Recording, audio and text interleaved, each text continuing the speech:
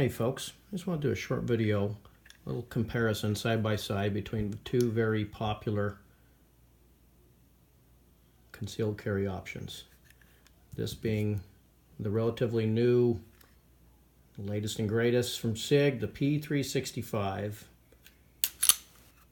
and the very popular and very well regarded, I think this has been around forever. I've had this particular pistol, I think, for about 8 years. This is the Kahr CM9.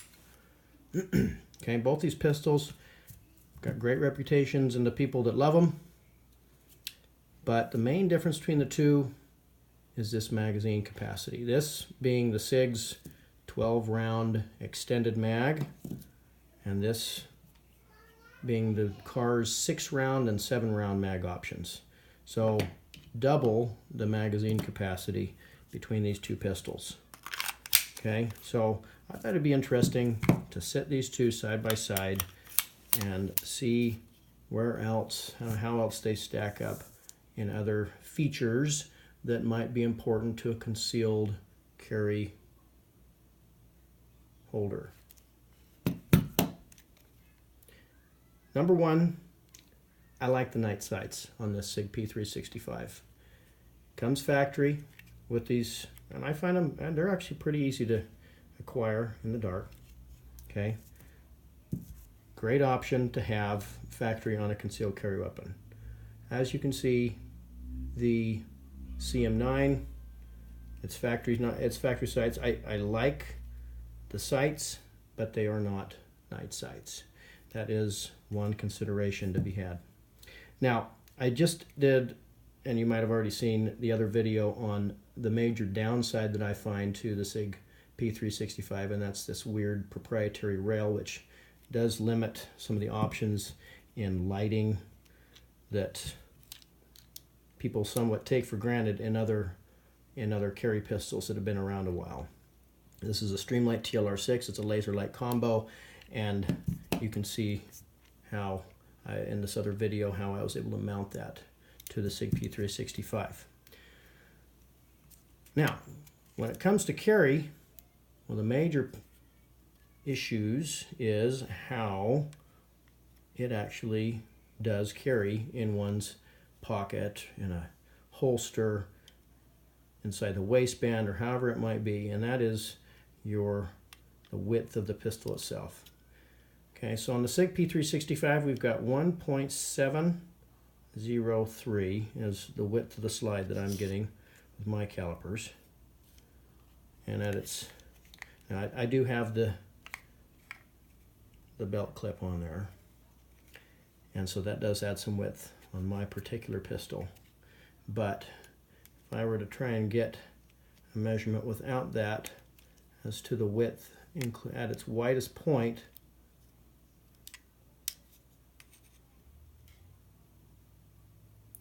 I'm getting a hair over 1.82.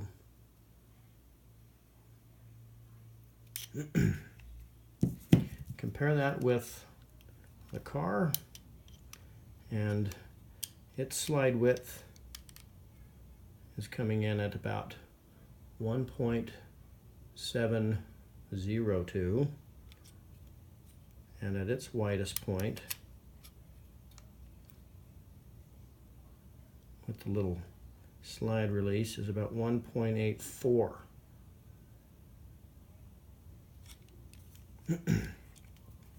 Now the next dimension that I find interesting to gauge is that of the actual length here of the slide itself at its widest point, or its longest point, excuse me, which in the Kahr is 6.238.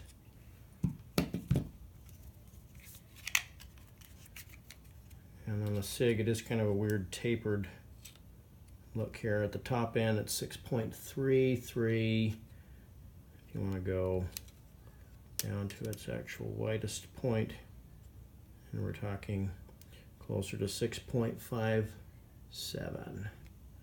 Okay, now, without their respective magazines in place, top to bottom, not including the sights, I'm getting 4.72 on the Kahr.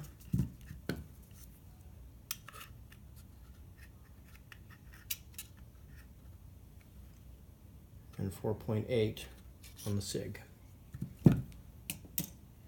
Now, the interesting calculation that I like to make here, maybe not calculation, or evaluation, that's probably a better word for it, is the weight on my little digital scale. The Sig in ounces, oops, that did not work.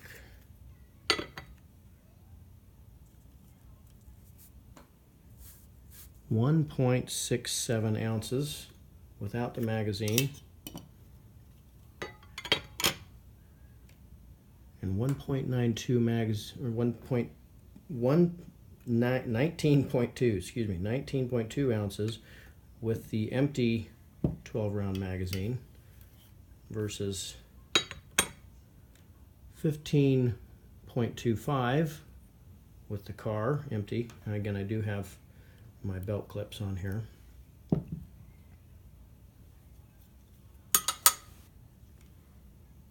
.65 for the empty magazine, and 16.95 with the 6-round mag, or 17.2 empty with the 7-round mag. And in case you're interested, the 12-round mag for the Sig is weighing in at 2.5 ounces. And in case you're interested, here's the weight on the TLR6, which I was able to mount on either pistol with a slight modification with some duct tape. And that's coming in at 1.2 ounces, including its screws and the batteries. Thank you. If you found this information interesting and helpful, let me know in the comments below, and have a great day.